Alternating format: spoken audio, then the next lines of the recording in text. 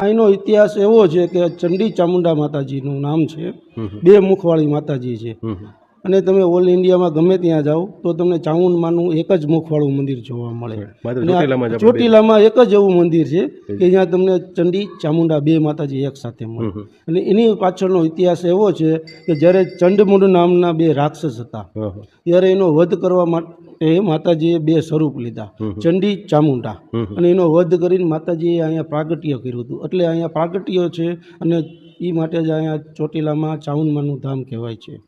મેં એવું સાંભળ્યું છે કે આજની તારીખમાં કોઈ રાત્રે મંદિરે નથી રહી શકતું. એમાં એવું છે કે માતાજીનું પહેલેથી એવું છે કે અહીંયા કોઈને રાત્રિ રોકાણ ન કરવું, કોઈ પણ હોય. અમારા પૂજારી આદેશ એવો છે કે અમારા પૂજારી પરિવાર પણ રાત્રિ રોકાણ કરી શકતું નથી.